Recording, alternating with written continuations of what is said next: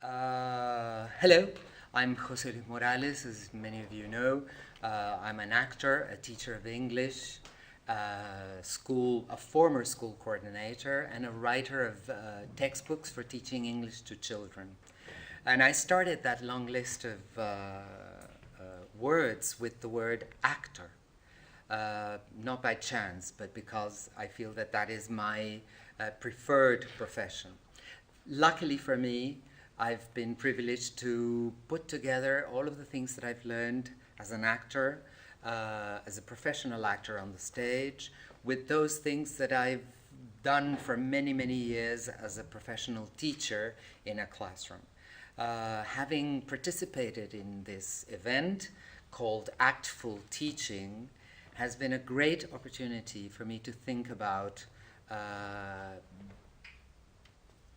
drama, language learning, and a topic of my interest lately, which is the construction of people's identity, especially during the teenage years.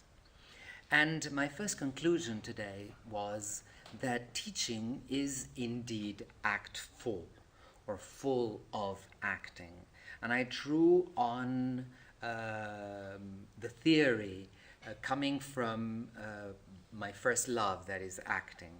I quoted at the beginning of my presentation Peter Brook, a very famous theater director and writer, who in his book The Empty Space, published in 1968, a long time ago, said, I can call a space a bare stage. A person walks through it while somebody is looking, and that is all that is needed for an act of theater to be engaged.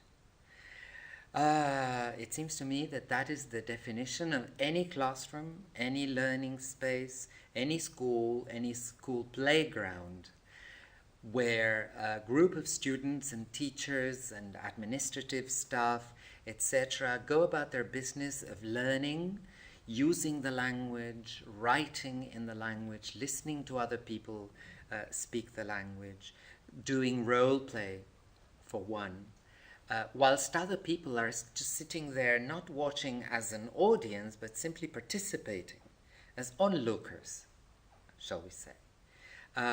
Those spaces then and those activities become theater.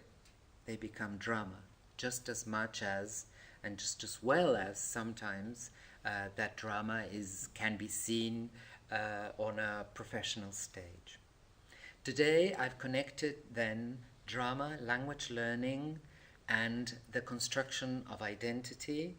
We've looked at the dramatic problematizer model, the DPM, Hitotushi's DPM, and seen how very much in the same way that we work with the task-based approach, we can actually borrow from the professional acting profession techniques, strategies that will allow the role play or the dialogue or the language learning situation to come up to life and to resemble life and to help the students relate to that learning, because it centers around a key question in their lives, and that is, who am I? What am I like? What do I do about life? How do I relate to others? How do I cope with difficulties? Do I and my parents and my family and my loved ones listen to one another? Those questions, very much in the Socratic way, can become a curriculum, and this is what I've suggested we do in my presentation. I'd like to leave you with those questions.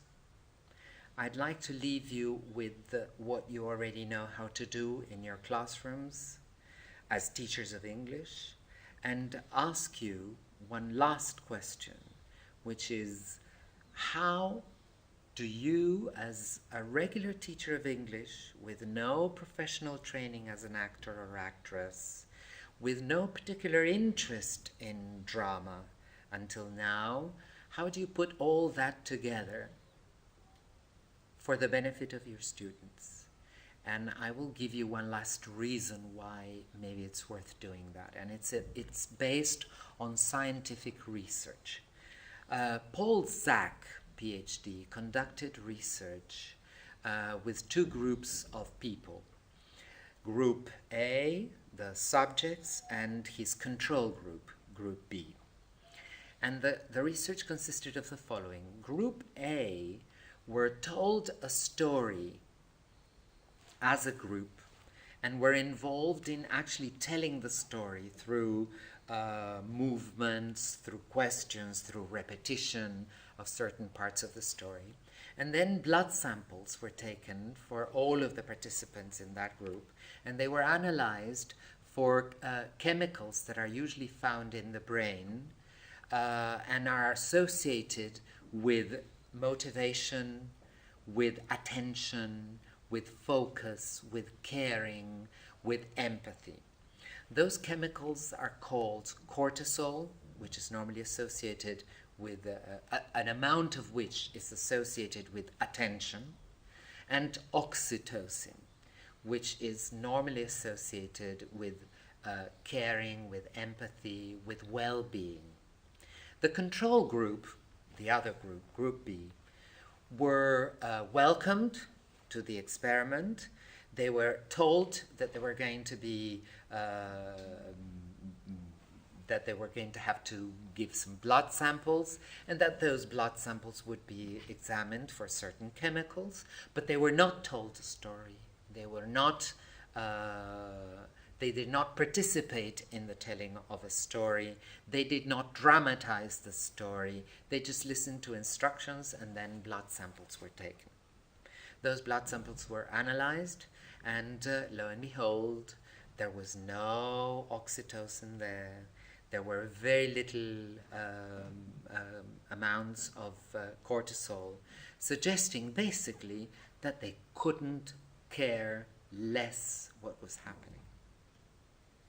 In other words, and to interpret this research in our terms for our purposes, inevitably, the moment your students get involved in acting the language, the moment your students not just listen passively to a story, but actually perform the story from their places, without costumes, not necessarily professionally, like I as an actor would on a stage. The moment they do that, the moment we allow them to do that, the moment we set up our classrooms for that, even if we're not professional actors, and we don't need to be, or professional storytellers, and we don't need to be, very interesting things happen in our brains. And if you can change brain chemistry by getting people involved in conducting role play and enjoying it as they learn English, then we can certainly change behavior. Are you prepared to do that? Are you prepared to work on that, knowing the riches that can come from it, knowing the vast amounts of motivation and engagement that can be brought about simply by doing that? If not, I would sincerely hope you will reconsider. If so, this is my reply to you. Thank you.